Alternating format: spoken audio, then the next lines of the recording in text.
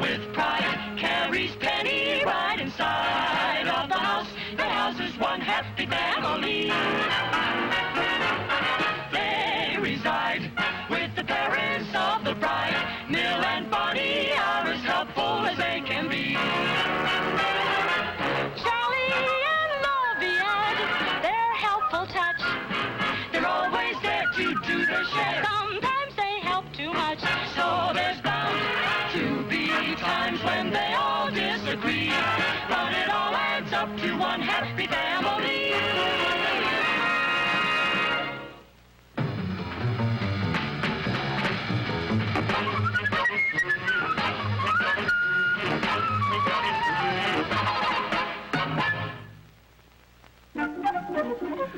I think I'd like some coffee. Oh, Gussie. Gussie went home early today. Again? I gave her the afternoon off. Mom's fixing dinner. We're having halibut, and Gussie says fish makes her sneeze. Some housekeeper. Fish makes her sneeze. Berries make her break out. But we gotta find us something that'll make her work. Oh, relax, darling. I'll get you some coffee in a minute. Hi, Dad. Hi. Anything I can do to help, Mom? Well, you could get your father a cup of coffee. Okay. I'll get it. Hello? Hello, may I speak with Mr. Cooper, please? Oh, he isn't in right now. This is Mrs. Cooper. May I help you? Oh, hello, Mrs. Cooper. This is Mr. Douglas of the Weather Bureau. Where is Dick? Oh, well, he's getting his car serviced. He should be back any minute, though. Well, would you have him give me a ring at home when he comes in, please? Is anything wrong? Oh, on the contrary.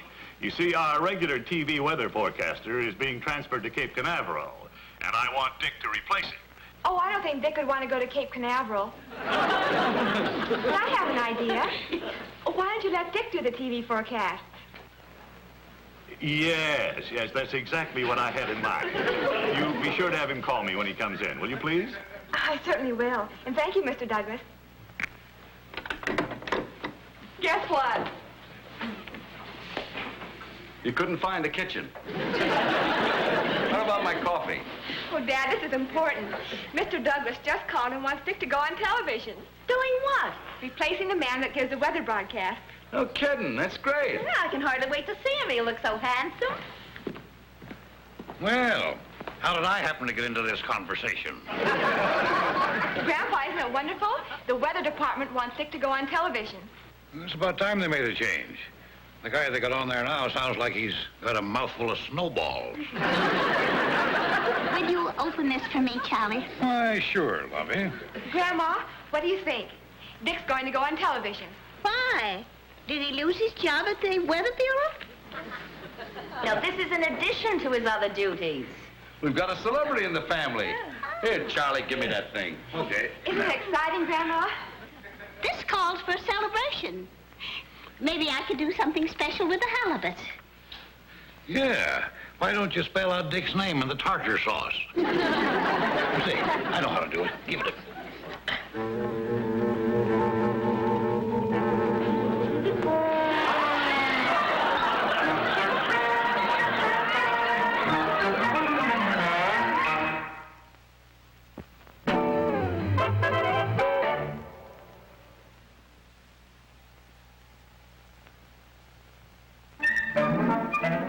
Oh, thanks, Harriet. I think it'll be wonderful, too. Oh, and Harriet, please don't mention it to Doris or Marge. I've already called them. Hi. Oh, hi, darling. Bye, darling. That was Harriet Henderson. She was just thrilled. Oh, my compliments to Bill Henderson. What was she thrilled about? Just call Mr. Douglas right away. The boss? What's he doing at the office on a Saturday? He's not at the office. You're to call him at home. I have to get ready for dinner, sweetheart. I want to look especially nice for tonight. Hey, Penny, what's this all about? You'll find out. Wait till you see the tartar sauce.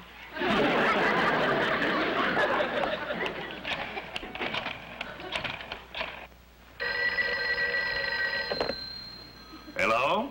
Hello, Mr. Douglas. This is Dick Cooper. My wife said you wanted to talk to me? Cooper, I've got great news for you. You're taking Fletcher's job as our television forecaster. What? But Fletcher's been doing a very good job. He's on his way to Cape Canaveral, and I'm confident you'll do an even better job. Oh, no, not me, sir. I'm sure you'll find somebody else. If I'd wanted somebody else, I would have asked him. Well, that's very flattering, sir, but, well, I'm really not suited to that sort of thing. Nonsense. There's nothing to it. You're a bright and personable young man. All you have to do is get up in front of those TV cameras and speak for 5 or 6 minutes. Speak? Well, don't just stand there, Dickie Cooper. Speak. Yes, teacher. Captain, Captain, you're, I can't. I just can't. I know you'll do a fine job, Cooper. I'm counting on you. No, Mr. Douglas, it's not for me. Mr. Douglas? Well, honey, did you talk to Mr. Douglas? Yeah, I talked to him. When do you start? Oh, look, Penny, you're getting all worked up over nothing. I'm not interested in going on any television programs. Why not? The same reason I don't drive a milk truck. Not my kind of work. Besides, if I know Mr. Douglas, he'll want me to do it for nothing. But you have to. I've already called all my friends, and they want to watch you. Then they'll just have to come downtown and sit by my desk. Oh, come on, honey. Now, you're not too disappointed, are you? About what?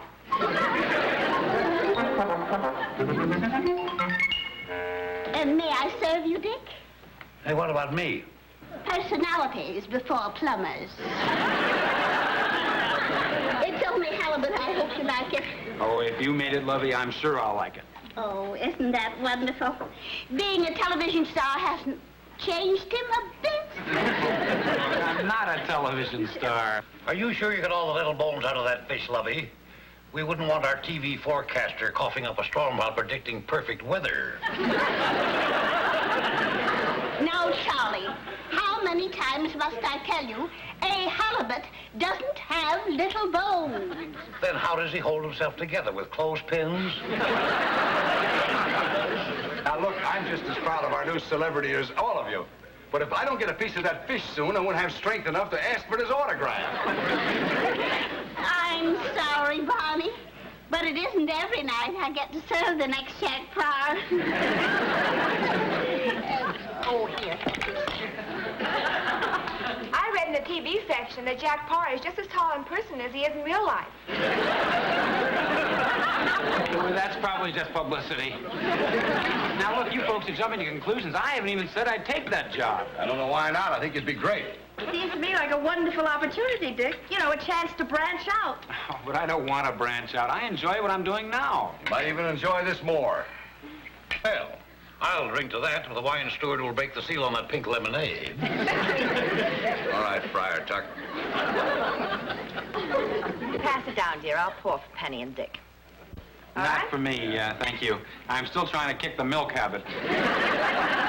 Say, that'll make a good publicity story. TV's newest star drinks nothing but milk. I'm a meteorologist. I'm not a television performer. Now, if you don't mind, I'd like to change the subject. I don't know why you're acting so stubborn about this. Neither do I. It might be a big opportunity for you. Think of all the new and exciting people you get to know. Well, I'm just getting to know the people I know now. Never mind the new people. Think of the new money you'll get to know.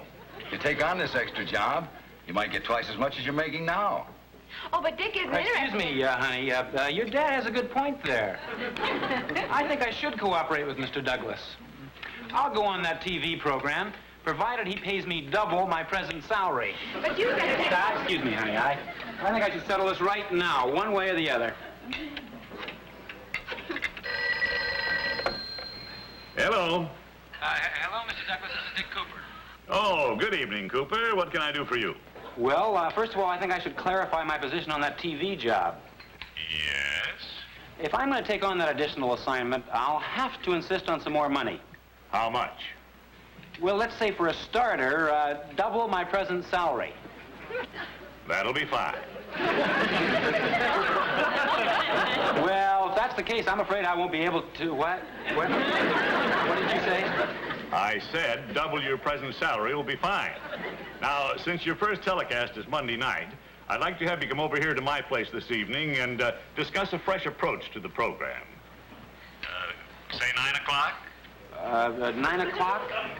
Glad you can make it. I'll see you later. Goodbye. But Mr. Douglas, Mr. Douglas.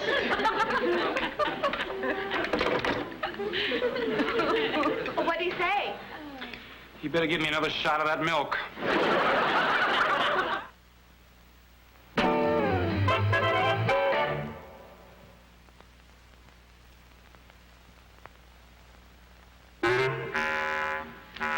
We haven't got much time if we're going to help Dick get some new ideas to present to Mr. Douglas tonight. Well, you're right.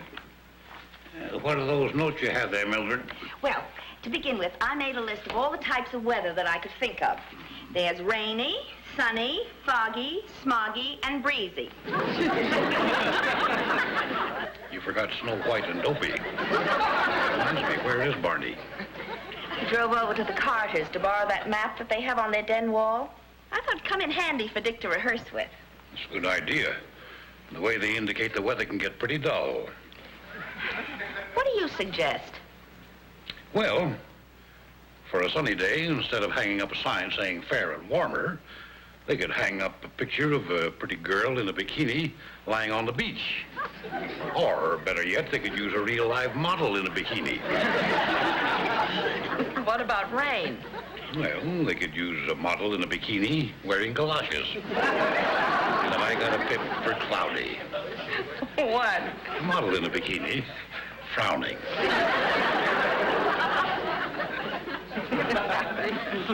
Did you and Grandpa get any good ideas yet, Mom? Well, I had a couple. Yes, but they weren't practical. You know, it's not easy, Penny. After all, there are just so many kinds of weather you can talk about. Especially on a nice day. Maybe some music would help the show. You know, like when the forecast was for rain, they could play a record of stormy weather. Or if it were going to be clear, they could play blue skies, huh? Yeah. And when it called for it, they could play Hail, Hail, the Gang's All Here. And don't forget, there's no business like snow business. I'm sorry, I lost my head. Hi. Hello, Dick. Hi. Hi. Hi, honey. Did you think of anything? Yeah, but I'm too tall to drown myself in a bathtub. Why so glum? You don't look at all like a man with a brand new career in front of him. I wish it was behind me. I don't know what to tell Mr. Douglas. I was wondering if you couldn't add some music to the show. Yes, you know, according to your weather predictions, you could play records like Stormy Weather or Blue Skies, or what was the one you had, Dad? Oh, I'd rather die than say that again. Thanks for your suggestions, but I just don't think television's ready for such advanced thinking.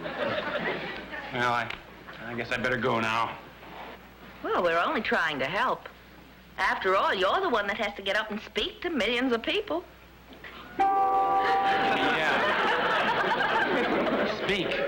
Well, don't just stand there, Dickie Cooper. Speak. Yes, teacher. Captain, my captain, you're... I can't. I just can't. I'll walk you to your car, honey. Oh, thanks. It's out and back. Good luck, kid. I wish Barney had come back with the Carter's map. Might have helped us get some better ideas for Dick. I wonder what's keeping him. Well, you know what a cautious driver Barney is. Especially at night. Even on a deserted street, he drives like he's coming home from the Rose Bowl game. That must be Barney. Coming, darling. Coming. Hi. Hi, Doc. Boy, what a job I have with this thing. Every time I passed a cop, I thought I was going to get pinched. What for? I don't have a license to operate a moving van. The map, though, isn't it? Yeah. Well, where's Dick? You just missed him. He left 2 minutes ago. What? Well, if he left, what good is the map going to do him? No good at all, I'm afraid. Where'll we put it? Put it? Oh, darling, this is a terribly valuable thing. I wouldn't want to be responsible for it over the weekend. You better take it back to the Carters right now. Now? You expect me to buck that Saturday night traffic again? Why don't you just drop it in the nearest mailbox? They'll get it in the morning. What's the use? Oh, come on, you square hitchhiker.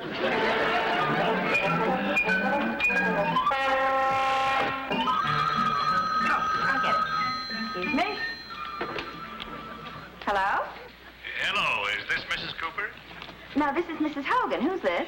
Oh, this is Mr. Douglas. Is Mr. Cooper there? Why, no. Isn't he there? If he were, this phone call would be something of an idle gesture, wouldn't it? Funny. He left for your place almost an hour ago. Oh, I hope nothing's happened to him. I don't know who we'd get to do that TV spot Monday night.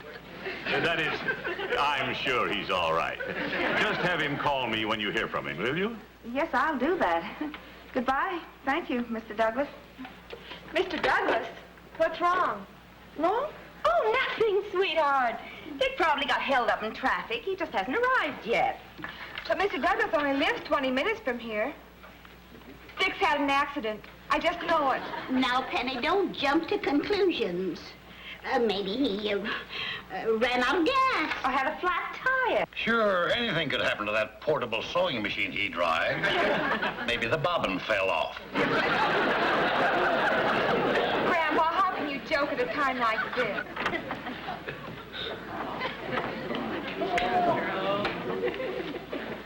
Good evening. Dick, are you all right? Oh, splendid, my dear. We were beginning to get worried. I just talked to Mr. Douglas. How nice. I just talked to Harry. Who's Harry? Harry runs the place, which, when my throat got dry, and I stopped in for a glass of milk at, they didn't have any. Harry's place is a bar and grill. It could be so designated, yes. Well, if they didn't have milk, what did you drink? Well, I asked for a plain old-fashioned fruit drink, and Harry brought me a big, tall glass with cherry on top. What else was in the glass? Harry called the whole thing a zombie. A zombie? Well, that's made with 4 kinds of rum. 5. Let's watch that pushing, shall we? Oh, dear, I don't think he's himself. No, he's himself, all right. But himself is stoned. I've never seen him like this before. Dick, say something. All right. Let's watch that pushing, shall we? Dick, now try and think. How many zombies did you have? Oh, Harry only serves 2 to a customer. But in my case, he made an exception. How many did he serve you? 1. Harry's a wonderful man. He said that he could tell just by looking at me that I wasn't accustomed to drinking. You can say that again. All righty. He said he could tell that I wasn't accustomed to drinking. And then he helped me back up on my bar stool, and he took away my car keys. Then how did you get home? I walked. Harry said that the night air would help clear my head. And do you know something? It didn't. But, Dick, what about Mr. Douglas? Harry helped me make my decision. What decision? I'm going to take a nap. He's out. That's what we need, an umpire. And you loosen his tie and take off his shoes. Penny, sweetheart, go make some coffee, quick. Instant or percolator? Darling, it doesn't matter. Just boil the water. I'll be there in a minute. And I'll find the ice bag. He'll need it when he wakes up. Sure, I'll go get a blanket. Oh, Barney, did you lose your keys again? I'm Mr. Douglas. When I didn't hear from you, I thought Oh, I'd Mr. better... Douglas, I'm terribly sorry, but you'll have to wait a minute. You see, this dog keeps sticking on the rug. Dad, it's Mr. Douglas. If he sees Dick in this condition, he'll lose his job. We'll stall him. I'll try to get Dick up to his room. Come on, son. Dad, Let's go come to on, Betty. Dad. Here we go. Dad, That's some... get up. That's some more. No, no. This way. Come on, Nancy. Dad, you'll never make it. Take him into the kitchen. All right, all right. Here we go. There we are. That's fine. Here.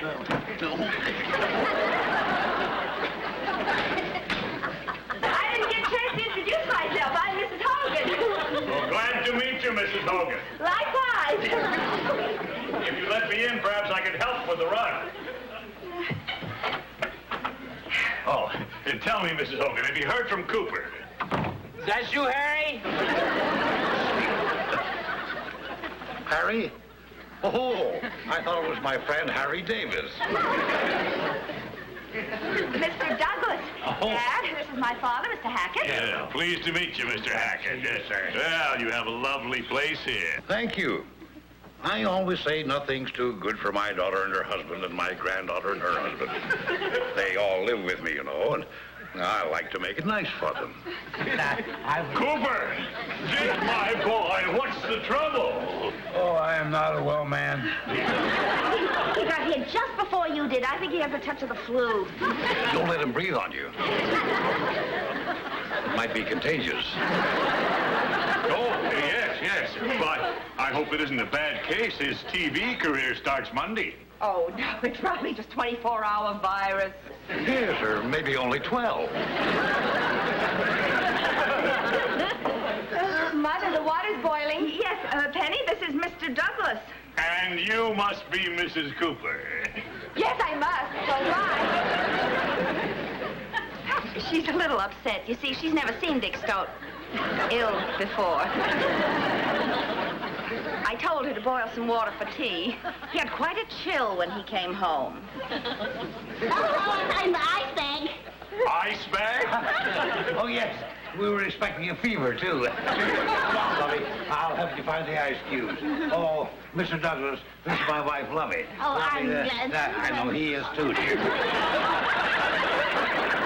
Well, if you'll excuse me, Mr. Douglas, I think I'd better call the doctor. Oh, of course. Yes. And I'll tell you what he says just as soon as he says it. You please do Yes, that. I will. Yo, I'd like to suggest an old-fashioned remedy, if I may. Oh, certainly. Certainly. When you give Dick his tea, put a little rum in it. Yeah, that'd be a big help. Yes, it will. Good night. Good night.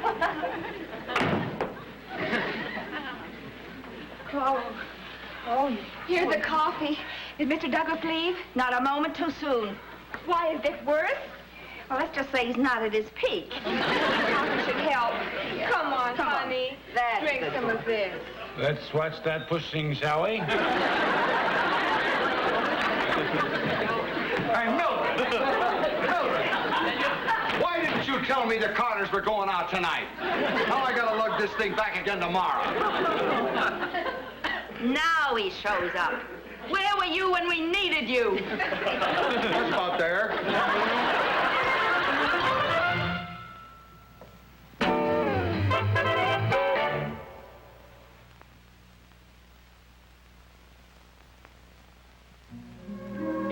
Penny, do you know why I stopped into that bar tonight?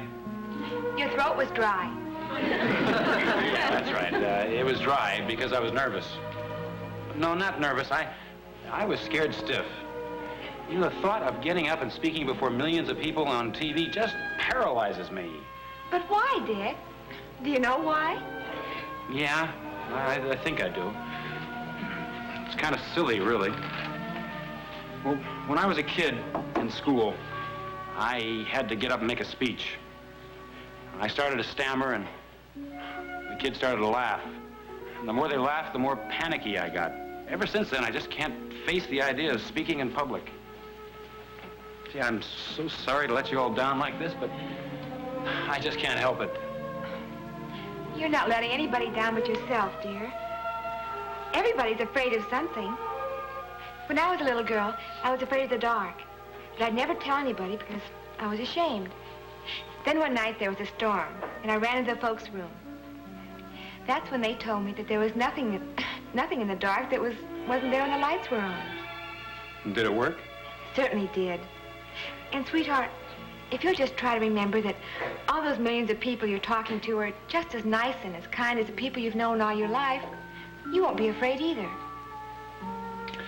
Penny, you know something?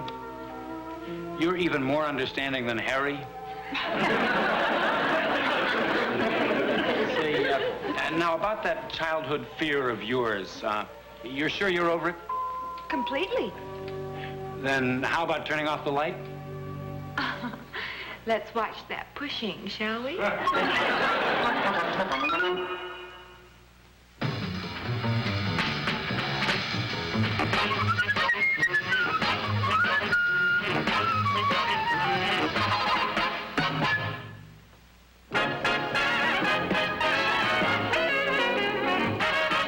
Dick, with pride, carries Penny right inside of the house. The house is one happy family. They reside with the parents of the bride. Mill and Barney are as helpful as they can be. Charley and Lovey Hackett, their helpful touch. They're always there to do their share. Sometimes they help too much, so there's bound to be times when they all disagree. But it all adds up to one happy family. This has been a Mark Goodson, Bill Todman production.